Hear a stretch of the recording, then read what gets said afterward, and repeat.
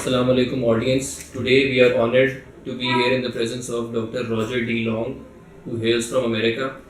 Dr. Roger D. Long obtained his PhD in history from the University of California, Los Angeles, UCLA in 1985.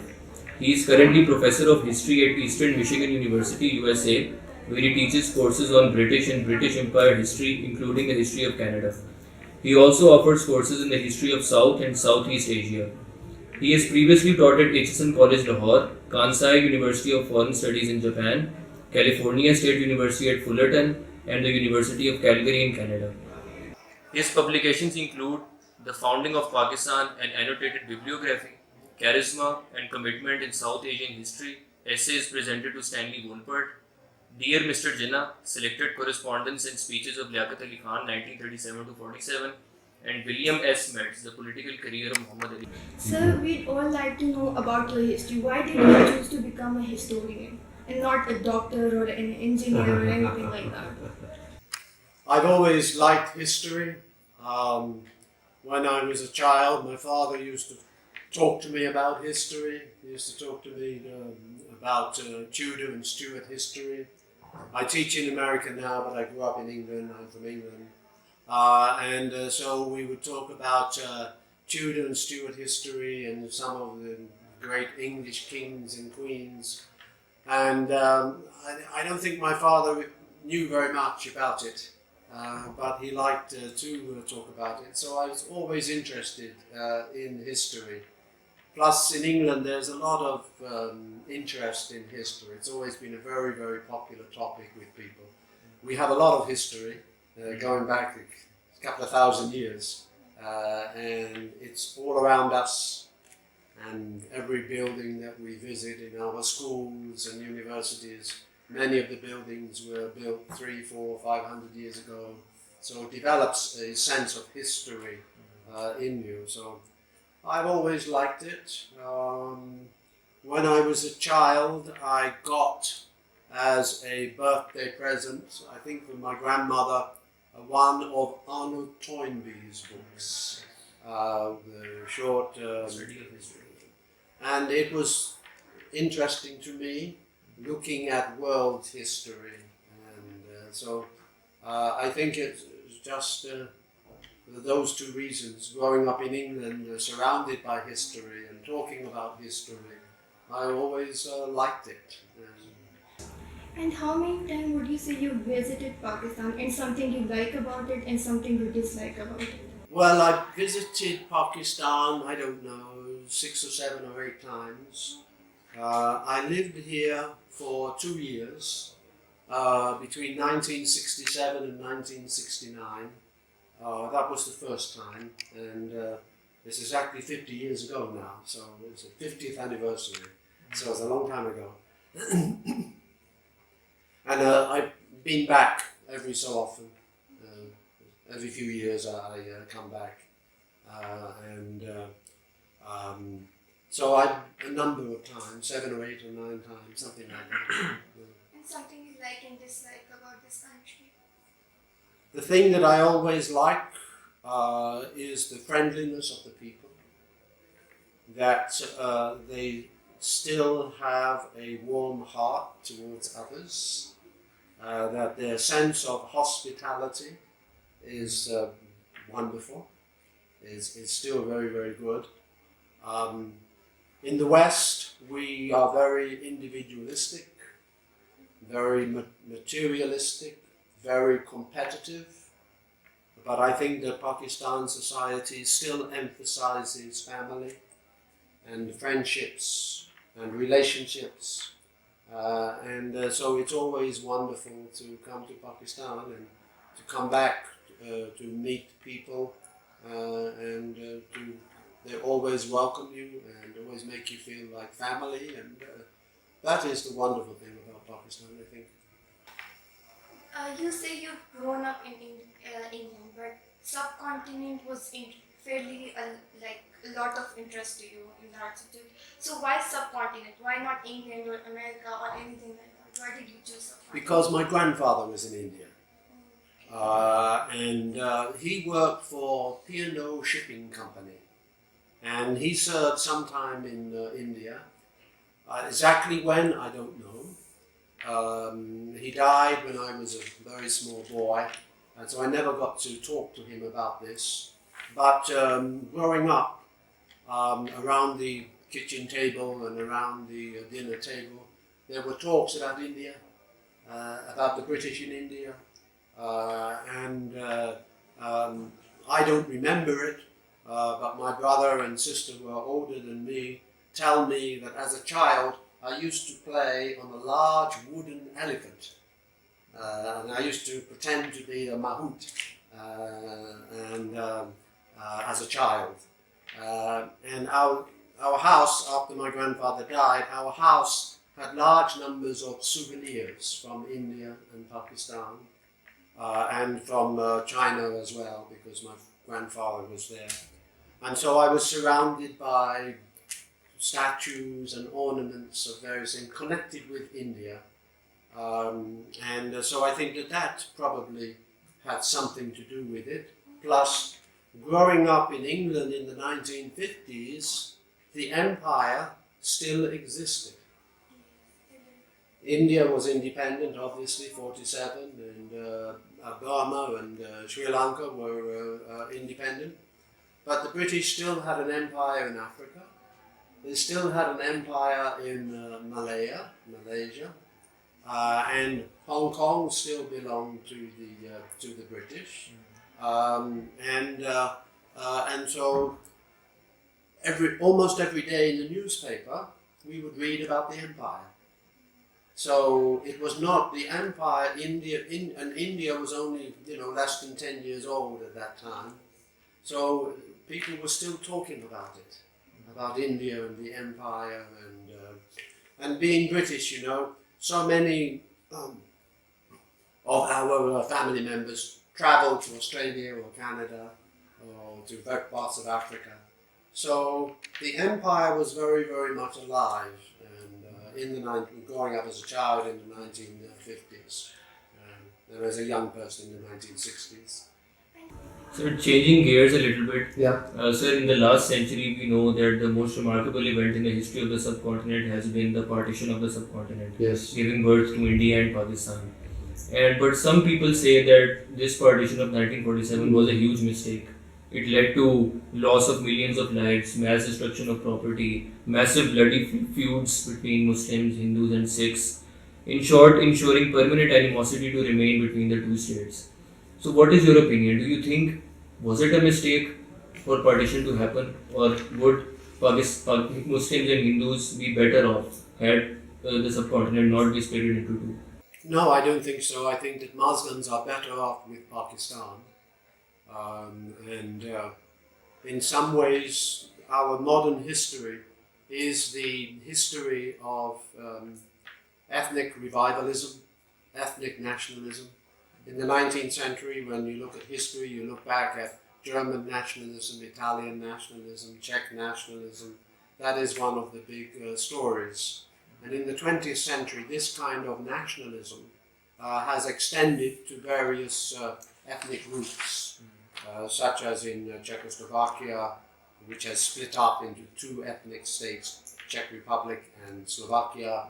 Yugoslavia has split up. So in some ways this, I think, is a consequence of modern history. Modern history is the search for identity, and what is very important in modern history is identity politics. And so today, for example, in Pakistan, you see Baluchi nationalism, Sindhi nationalism. Some of the Sindhis don't like the Punjabis because of all of the wealth going to the Punjab, for example, and they interpret that as an ethnic slant against the Sindhis, for example. And then up in the Pashtuns, of course, you have Pashtun nationalism.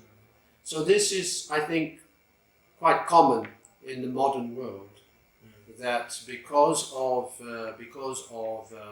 media, because of politics, and when you have a political system based on elections, people have to vote for somebody. and so they vote for people who are similar to them, similar ideas, etc. So I think that in some ways, the creation of Pakistan was impossible to say inevitable, but certainly there were trends towards that. And likewise, Bengal is separating into Bangladesh in 71,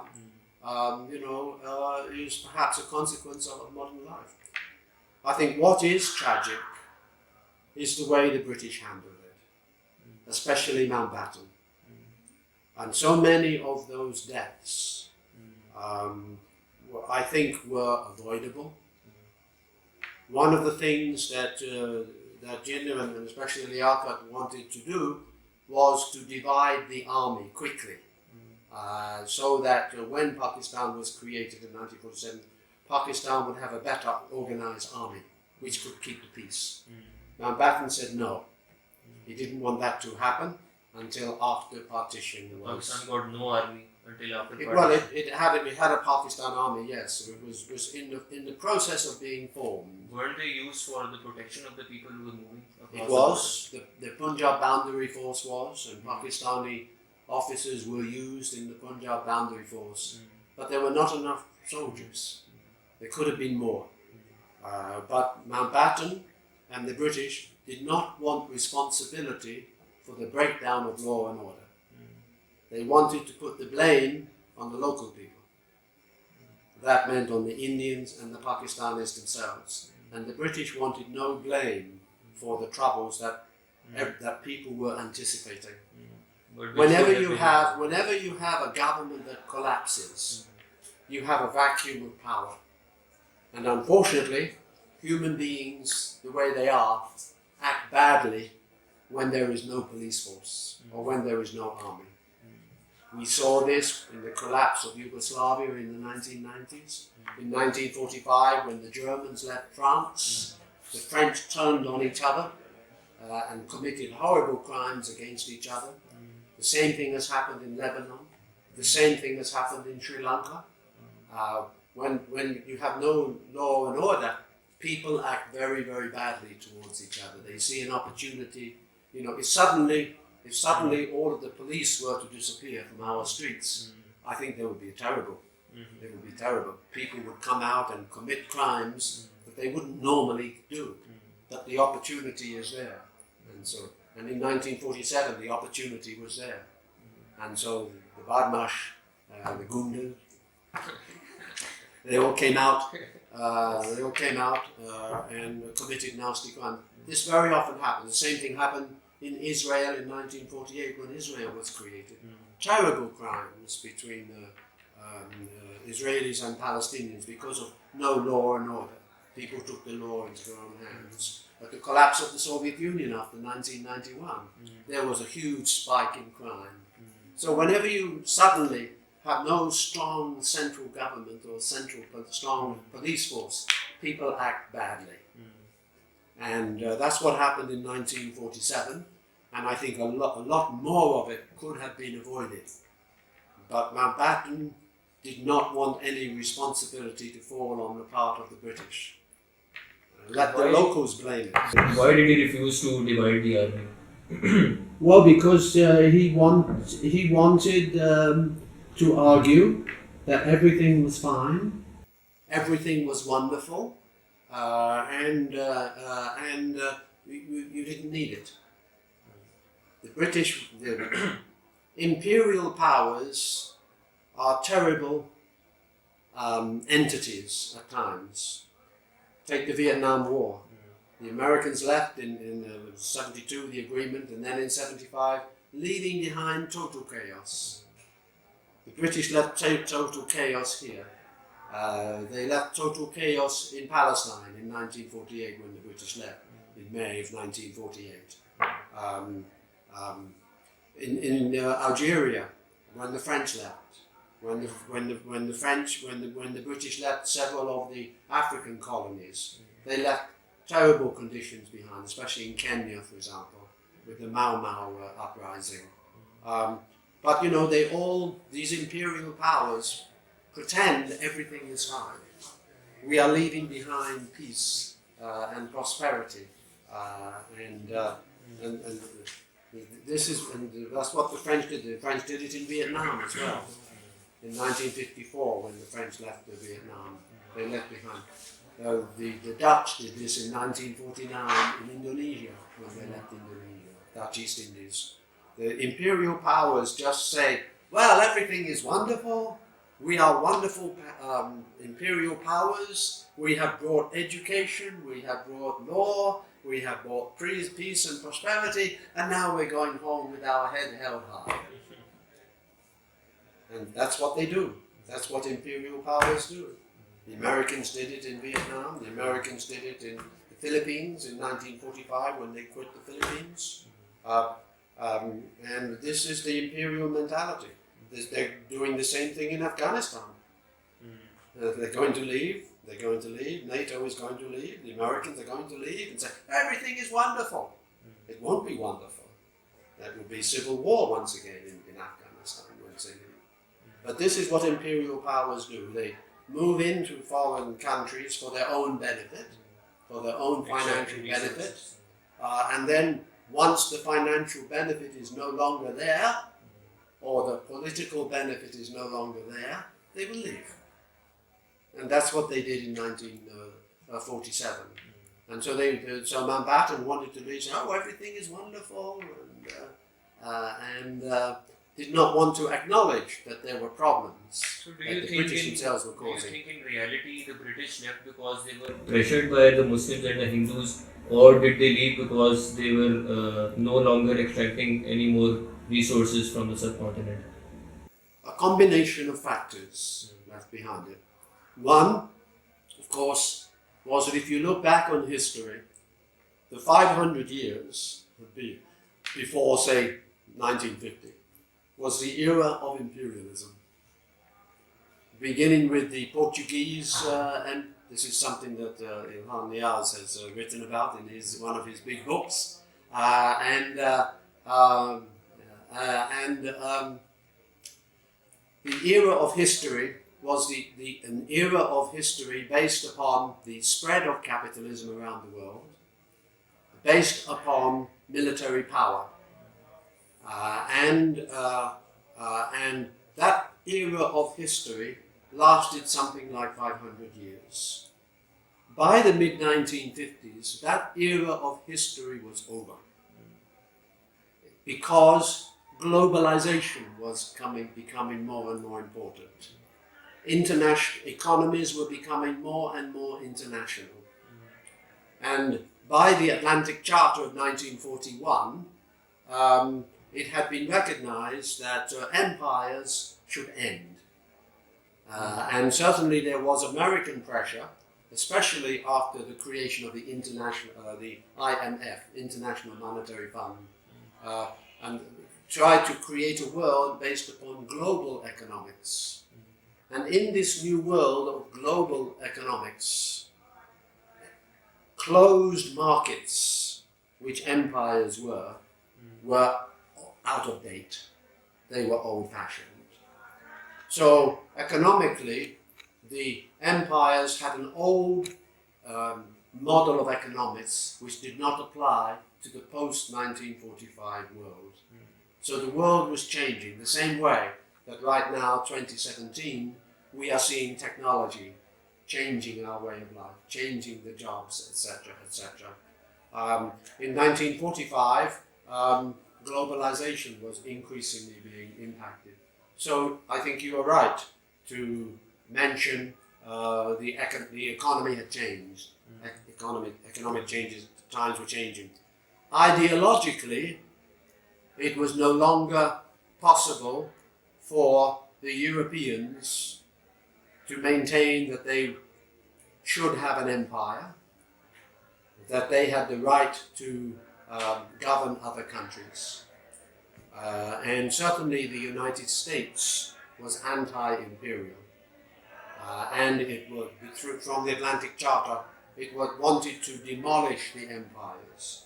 The British Empire, the French Empire, the Dutch Empire. Weren't the Americans imperialists themselves? Until 1945. They were the first to decolonize.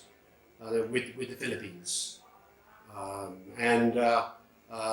So the world had changed ideologically in the mid-1940s. It had become anti-imperialist, if you like. And there was no longer, and also amongst the European people, the British people, in the 1920s, 1930s, the 1820s, the 19th century, the Europeans felt that they had a civilizing mission, that it was their duty to bring Christianity to the world. It was their duty to bring law and order to the world. It was their duty to bring the British sense of government to the world. And they had this sense, it was their mission. By the middle of the 20th century, that feeling had gone. That Europeans felt that they no longer had the moral right to have empires. And they no longer had the moral right to subjugate people, to take away their rights, to control their education system, to control their newspapers, to control their freedom of speech. So the mood shifted in the Europeans. They no longer felt that they had the moral right to do that. That changed. So it was a combination of various things. The Americans were, and of course the whole world depended upon American money in the 1940s and the 1950s. Europe was totally devastated. They had to listen to the Americans. So it was a combination of things. It was economic, it was ideological, it was that the historical mission of the empires was over. We are entering into a new era of history. And fourthly, controlling an empire was becoming increasingly difficult and expensive because of local resistance. And that's one of the contributions of Mahatma Gandhi and the non-cooperation movements, is that they made it more and more difficult for the British to justify spending all of this money on police to control India. So it had some impact. However, with or without Gandhi, the empire would have come to an end after World War II. I don't think that Gandhi accelerated freedom for India. In fact, he may have slowed it down because of the non-cooperation movement. He created so much animosity in the British House or Parliament, in the British politicians who said, we're not going to give independence to this man. We're not going to give anything to this fellow. We are not going to be blackmailed by him. And so there was resistance to the Government of India Act of 1935 amongst Lord Lloyd was one of them, for example, a former governor of the Bombay. We're not going to be blackmailed by Gandhi. And so they dragged their heels and tried to slow the Government of India Act of 1935 as much as possible. So there's some argument can be made that he in fact slowed it down. But what we do know is that in the 1920s and in the 1930s, there was no real, strong nationalist movement in Africa. But suddenly, in 1947, pops up. And Africans themselves, who had no history of demanding freedom and organizing for freedom, suddenly demanded freedom. So the times had changed. And the psychology of colonial peoples had changed. They were no longer prepared to put up with these people coming here and ruling their countries. So I think that plus Britain also, of course, had Prime Minister Clement Attlee. And Clement Attlee was a Fabian socialist, like Nehru, who was also a Fabian socialist. And Attlee was, being a socialist, The socialists were anti-imperial. And the socialists believed that people should have the right to their independence. And Clement Attlee was a member of the 1928 committee that came to India. What was the name of the... Simon? Yes, the Simon Commission. The Simon Commission. The Simon Commission that came out to India in 1928. He was a member of that Simon Commission. So way back in 1928, they were discussing giving India independence. So, and being a Labour government, a socialist government, which they were from 1945, they were committed to decolonising, to giving independence. So there were a number of factors, I think, as to why independence came about. Historically, if you look at the long durée, the long period of time, I think that the era of empires was over, and it was into a new historical phase. The same way that today, whether we like it or not, we are entering into a new technological age, the age of artificial intelligence, that they all tell us is coming and is going to change our life and to change our work and everything else like that.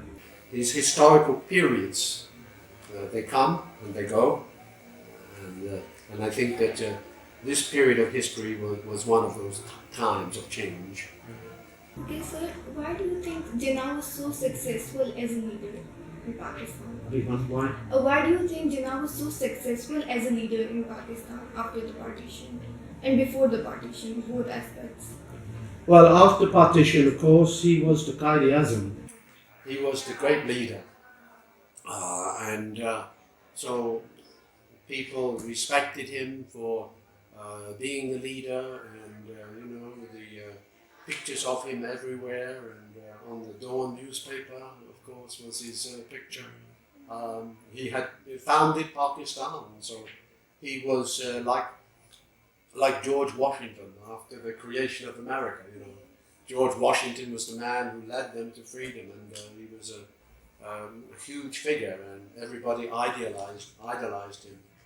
Jinnah was idolized by many of the elites, and for certainly since 1940, since the Pakistan Resolution, the Muslim League had gone to extraordinary lengths to publicize Jinnah, the Quaid-i-Azam, to make him this charismatic leader, which Sikandar Hayat, in his book on Jinnah, the charismatic leader, has delineated that. But one of the things that they did, for example, from Muhammad Ashraf, the publishers in Lahore, they published many of Jinnah's speeches and statements, and little booklets of Jinnah, and distributing, printed thousands of them, sent them all over India. Not only sent them all over India, sent them abroad. Sent some to Britain, especially where they had a foreign committee, or foreign overseas, what was the name of it exactly? But they had an office in London, and they were distributing all of his. So they were making him into a leader, into a charismatic leader, and that was a campaign. And even before the partition, people followed him. Why do you think that was the case? After partition, they say they've given us Pakistan, but before partition, why would they follow him? One, he was a special person, personally. His personality, his history. He had been fighting for Muslims and Muslim rights since the early part of the 20th century. In the Legislative Assembly of India, he supported bills that benefited Muslim endowments, waqfs, and so he had been a fighter for Muslims all of his life. He was dedicated to it, and so he was recognized as being a great leader of Muslims and a special person, a charismatic figure. Secondly, one reason, he was also somewhat lucky. Politicians also need to be lucky, in that there was no real opposition. The other person that could have been a leader of the Muslims of South Asia was probably Sir Sikandar Hayat in the Punjab. He died prematurely of a heart attack. He died young, in other words. Although before his death he had sided with Jinnah, but if the Punjab had not supported Pakistan, it's very difficult to see how Pakistan could have been created. If Sikandar had lived, and if he had decided to oppose Jinnah, then perhaps Pakistan had not been created. But Sikandar died, there was no real opposition. The opposition in Bengal was Surawadi. He was the figure, and the Muslim League went to extraordinary lengths to weaken Surawadi in Bengal. He was a supporter of the Muslim League, but at the same time they needed to weaken him in order to build up Muslim League people. The Muslim League had Sindh, was the first province to support the demand for Pakistan. Northwest Frontier Province was always very, very difficult. So the key provinces were Bengal and the Punjab. And Jinnah was, the Muslim League was lucky that Sikandar died a premature death. Now it's quite possible, had he lived, he may have supported the Pakistan movement. But in the beginning he was not. So again, when you look at history, you have to look at a number of circumstances. And one of the other circumstances, of course, is a number of people who vehemently believed that Jinnah was the correct leader for them. Liaquat was one, Mahmudabad of UP was another, Isfahani in Bengal was another, and you had Namdok in the Punjab was another, Malik Barkat Ali, for example, also in the Punjab. He was a great supporter of him. So all of these people looked up to him. So there were many factors behind it. But essentially, he himself. Sir, in your introduction to your book, A History of Pakistan, you say about Pakistan that it has produced vivid and forceful leaders, both civilian and military, from the Bhutto, Zulfikar Ali and his daughter Benazir, to the string of military rulers who have governed the country, namely Ayub Khan, Yahya Khan, Ziaul-Haq and the last military dictator Pervez Musharraf. In your view, which of these leaders did the most for Pakistan? Did the most for Pakistan? That's a difficult question, isn't it? Which of them did the most for Pakistan? I think that's, well, I would have to think about that long and hard. I can't think of, in comparison, which one was the best. I don't think I can answer that question. Can you tell us who did the least? Who did the least? Well, Ziaul-Haq. I think that's the way that he became so extreme. You know, beating up journalists and things like this. I think Ziaul-Haq was very, very harmful to Pakistan, and the way that they increased the military was also a bad act. I also think that Zulfikar Ali Bhutto, in his was it 1973, when he hosted the Islamic conference in Lahore, Islamic, and he totally out of character. Bhutto was socialistically inclined, he was secularly inclined, but he moved Pakistan towards the Middle East, and I think he did this purely for financial reasons. Towards China. And also towards China. I don't think that Bhutto really lived up to his ideals. I think he was an opportunist, and I certainly think one of the people that did the least damage and did some good was Yahya Khan when he held the election of 70, was it? When he held the election, it was the freest and the fairest elections that Pakistan has ever had.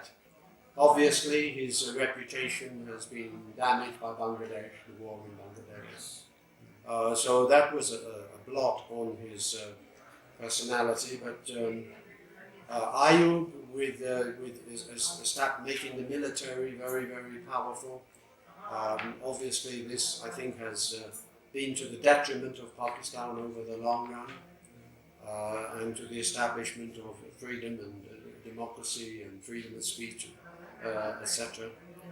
But one of the least harmful has been Musharraf, I think. I don't think he has been too harmful, and of course he insisted upon a civilian government. He took over, of course, originally from Nawaz Sharif, but then he did not declare martial law and wanted to continue some kind of a constitutional government. He deserves credit for that, and not for much else, I don't suppose. But, you know, all of the leaders that you've mentioned are sincere in their own way, and they have many of them have tried to further Pakistan's interest. But I think that those leaders who simply look after the interest of a few do not work towards the benefit of the majority. But I think that in part this is the nature of modern capitalism. When you look at what's happening in British politics with Theresa May, when you look at America with Donald Trump, they are all looking after the interest of certain groups of people, and not the majority of the people, but certain groups of the people. So all of these politicians that you mentioned, I think that they all believed they were doing something good. But they made bad decisions. Some of them made bad decisions. Certainly, Mujibur Rahman should have become Prime Minister of Pakistan. I think that's the case. And I think the history probably would have been different had he been. But it's a very interesting question, and I don't know if I can really answer it. Okay, so what provoked you in? I have always been interested in politics. I first was organizing in a political campaign when I was a teenager. I used to distribute flyers at election campaigns. I'd always been interested in electoral politics and elections. So I wanted to do something on that. And so then I discovered Liaquat Ali Khan was involved in political parties, so I became interested in that. And then when it came time for me to do, and I wanted to do something in Pakistan because of my interest in Pakistan, and my dissertation supervisor was Stanley Walpert. And Stanley Walpert advised me to do it. He came to Pakistan and he met Begum Rana Liaquat, and she asked him to write a biography of Liaquat. He was very, very busy writing his textbooks at that time. So he said no, but he suggested that I do it. So I looked into it and I found it very interesting, and so I did it. Sir, finally, what advice do you have for the next generation and the youth of Pakistan who are going to be running this country in the decades to come? Education is the most important thing for the next leaders of any country.